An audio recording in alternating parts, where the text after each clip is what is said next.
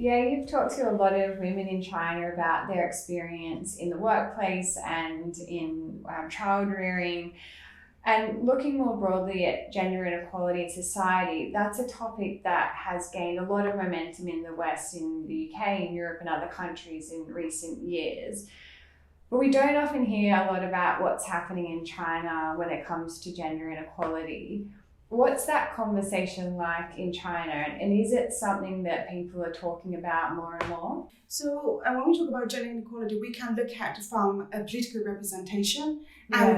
and legal issues relating to gender inequalities, because these two kind of a framework really affected women's status in China. Yeah. In terms of political representation, Chinese women really disproportionately represented in top leadership. So for the moment, Chinese Communist Party in management positions, women only accounted for 80%. So if we look at the younger cohort of women leaders in the Chinese Communist Party, they represented around 11%. Still not strong enough to push the government, to push the policy making into a more women-friendly approach. And every year we had the People's Congress, had a lot of debates. We still witness some misogynist comments about gender issues. For instance, last year, representative in the People's Congress asked for a more masculine curriculum in schools to avoid our future boys to be feminized. So these are kind of, you can see the policy making is not exactly women friendly. So I think in the next few years, it will be an important step whether the government will take a more kind of proactive approach to address gender inequality through political representation and through policy making. And then we need to look at legal framework, whether the legislations are sufficient enough to support women, to give women equal rights. So for the moment, the employment legislation is still weak in many respects. For instance, at entry level and employment stage, maternity leave, if we divide into three kind of key stage that affected women's rights, women's equal rights in employment. At entry level, still a lot of discriminations. I interview a lot of women and ask them about their experience during job interviews. And in job interviews, sometimes, the employers ask really blunt questions about, are you married? Have you had children? Do you have any, plan to have children? So women have a huge disadvantage in terms of getting access to well-paid jobs and to have jobs with security. They face fierce competition with men. Mm-hmm. And I interview a lot of women. They talk about in university, they achieve much higher grades. They graduate with a lot of qualifications, a lot of awards, prizes. Then they call a mediocre man, and then in the job market, they couldn't get the same level of jobs or same paid job as their mediocre classmates. So they thought the transition to the labor market was kind of wake-up call for them to realize the disadvantage of being women. And also when women pushing towards kind of, I'm not a big fan of this word, kind of childbearing age. In some cases, my respondents had to ask for pregnancy permit from the employers. So employers had to plan the workload during the absence. So they have to have this conversation with their line manager.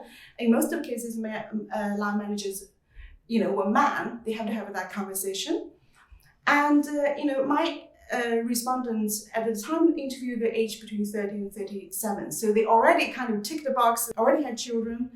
And in 2015, 2016, the Twochild policy announced. So these women they call the peak of their career.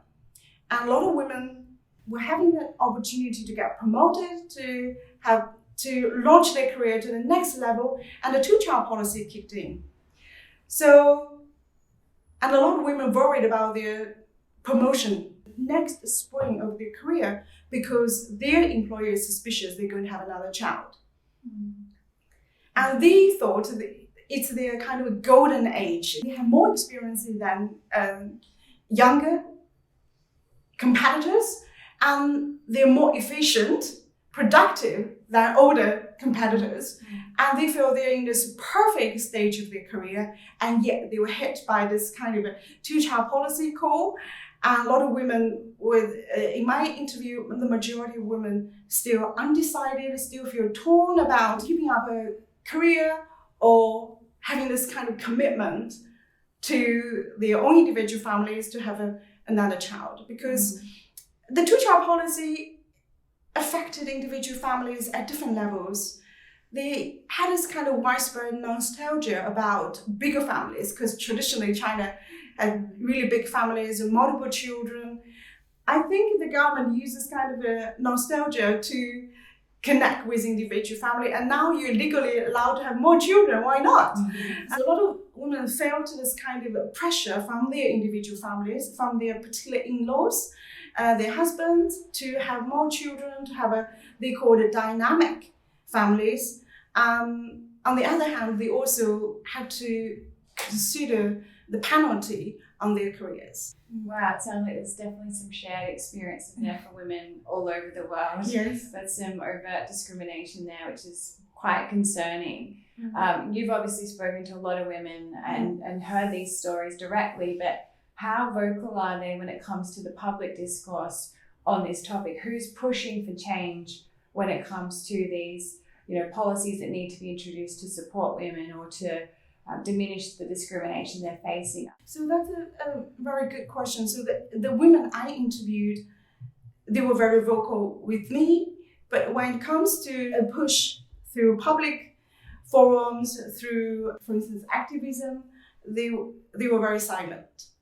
The one way to explain this is because the women I interviewed, they're highly educated, they all went to university, most of them had professional careers, and they're based in Shanghai, Beijing, Nanjing, although they're from very diverse geographical backgrounds. And they are the main beneficiaries for China's massive reforms. We called they had urban hukou, and they had really good professional jobs in urban areas, particularly metropolitan areas. So there's a range of pocketbook factors kind of constrain them from pushing forwards through activism or through more direct challenge to the policymakers asking for more support. So if you go to a book salon in Shanghai, you can see women are very angry.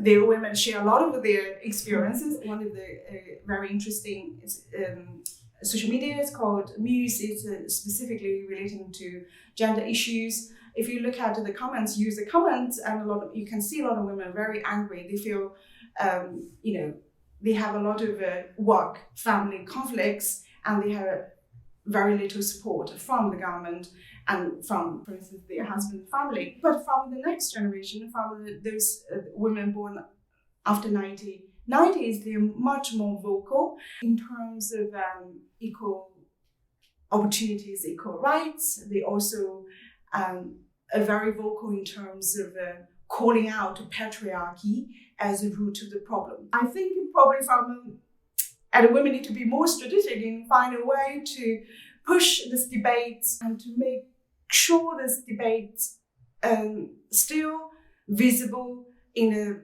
public eye. There's certainly a lot of challenges ahead, but hopefully China's previous record and how quickly the pace of change economically and socially has been driven is cause for optimism that things might be shifting. So, but thank you so much for sharing your insights with us today. Yeah, it's been fascinating and it's been great to have you. Oh, my pleasure. Thank you very much.